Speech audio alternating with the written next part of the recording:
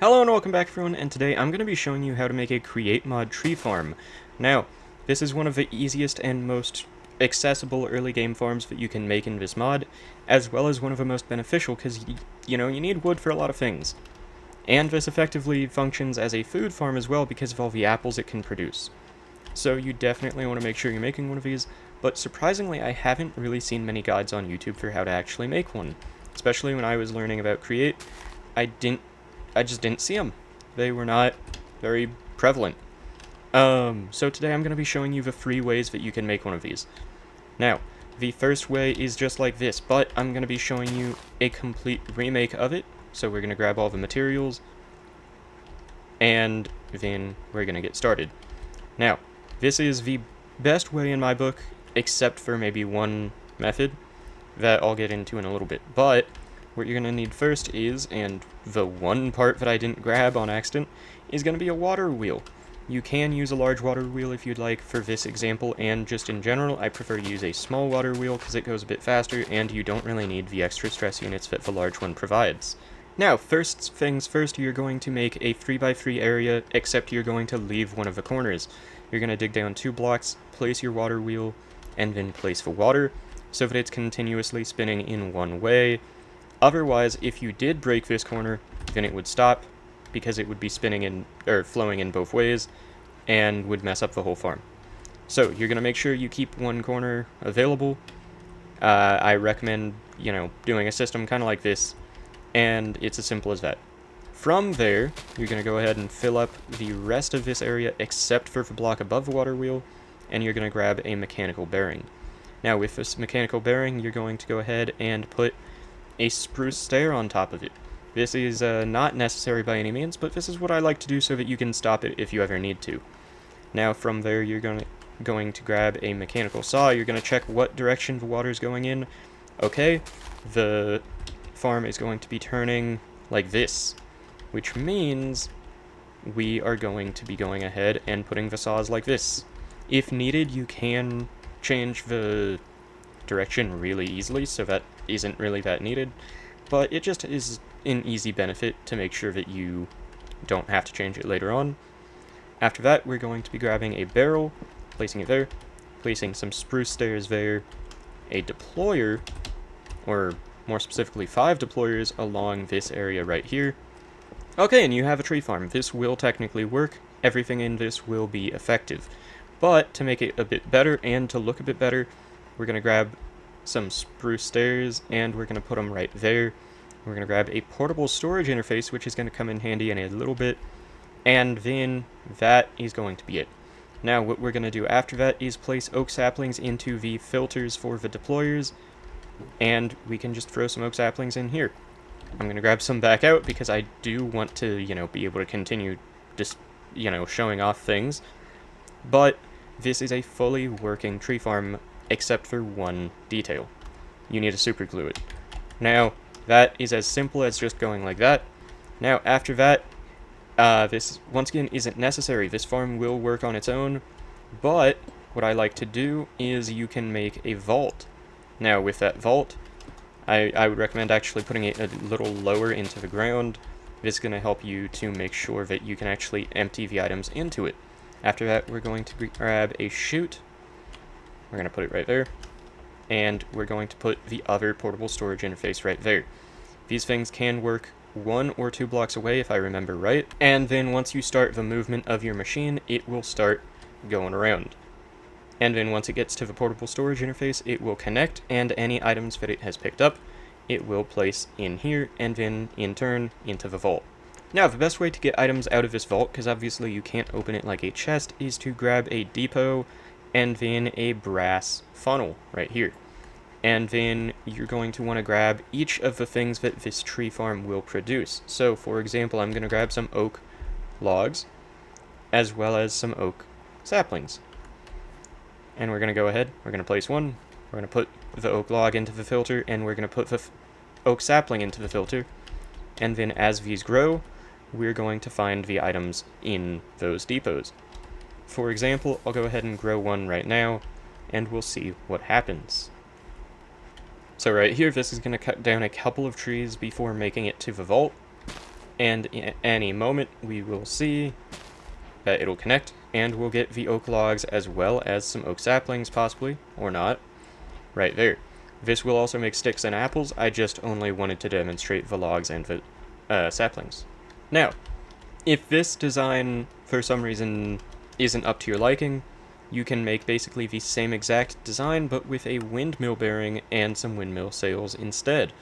Personally, I don't really like this method, but it is nice if you want to make some extra stress units for your base, or if you want to do something else with the farm and have it self-power itself. It is quite nice. I have used it in a build or two before, but for an average tree farm, I don't really care for this design. But, however, I am going to grab a windmill sail. I couldn't see it, so I'm just going to search for it. There we go. And then, once again, we're going to make basically the exact same design minus the water wheel. So we're going to place the bearing. We're going to place a stair block right here. Once again, so that we can turn it off if we would like to. We're going to place the barrel. And everything else, once again, will be almost exactly the same. So I'm just going to kind of speedrun this and try not to talk too much. And yeah, once again, this is going to be built in effectively the same exact way. We're going to be putting everything except for the powering methods in the same place that we did for the other farm. Except once you get to this point, you are going to go ahead and place some windmill sails. Now, you can use wool if you would like as well. Personally, I don't really care as much for how it looks, because it's kind of, it doesn't look as good. But you will only need about 8 windmill sails to start this. So if you place, for example, that's 7 right there, there's the 8th, and we should now be able to start this at full power. After I superglue it, I completely forgot to do that. Okay, so now everything's superglued, and we can start. Now, with 8 windmill sails, it's going to be going incredibly slow. So I personally try to add upwards of almost half a stack, which is a little expensive at times. So that's another reason I don't really recommend this one. But after you add about that many, it does start to go a little faster, but it's still just not as good as the other one, and it looks a lot less clean. So I don't really care for this one. I would set up the storage system, but I already showed you how to do that, so I'm not going to be setting it up for this one. Now, the last design that I'm going to be showing you is the cheapest by far, and it is going to be viable for either the windmill or the water wheel. I don't know why I just pointed to the wrong ones for each of those, but basically what you're going to be doing, I'm going to grab a water wheel for this, the mechanical bearing, the mechanical saws, the barrels, the stairs, and we're going to be going ahead and grabbing the super glue. We need that. We're also going to go ahead and grab another water bucket. Okay, once again, this is going to have the exact same design as the other one. We're going to be doing a very simple water wheel setup, mechanical bearing. We're going to be throwing away the dirt because I don't need it. We're going to be checking what direction it is in. Okay, perfect. We're going to be placing the barrel. For this one, I will place 2 barrels, because you'll see in a minute. And then, based on what way the water's going, we're going to place the saws over here. Now, the only difference with this one is we're not going to be using deployers, which means you do not have to go to the Nether in order to build this design. It will only be semi-automatic, but that's a lot better than having to wait till the Nether to make a tree farm. And yeah, pretty much all you're going to be doing is placing the saplings on your own. It's a pain, I understand that, and I agree with that, but at the end of the day, it is a lot easier and a lot quicker if you want to get straight to building a farm, and if you're a player who generally likes to take it a bit slower with going to the Nether, this is going to be the way to do it. Once again, everything will still work the same as it would otherwise. You just will have to replant the saplings, but with how many there are, I completely forgot once again to superglue this. Let me just wait till that's back in position. There we go. We're going to go ahead and superglue it, and then now, everything will work perfectly fine. You'll see if I bone meal a tree, I'll bone meal a couple trees. It'll still cut it down just fine, it just won't replant it. So, you just stay kind of nearby, plant them on the dirt, it'll be fine. Then you will see all of the materials will go into the moving barrels, and you can have this thing going just in your new create world overnight, and get all these saplings worth of tree parts, tree items, whatever you want to call them, and be set. By the time you would need to move on to a better farm, you would be able to. This is basically for if you're just starting, and if you don't really have anything else, and you want to just make something quick, something easy. This is effectively the PB&J of farms. It's just so easy. It is good farm. That's all I can really say about it. So yeah, these are the 3 main designs in my book for a create tree farm, but I am going to show you a couple of things really quick that are kind of important. First off being, these work with almost any tree design, or tree type I should say, but you will have to treat them a little differently. For example, mangrove propagules will grow kind of weirdly. You know, nothing wrong with that, but they just do. That's kind of just how they work in the game. So, if I was to put one right here, then it'll take up a lot of room. But the farm will still cut it down all the same. It won't care. You just will have to worry about where you place it. And that segues me into the next thing I was going to say.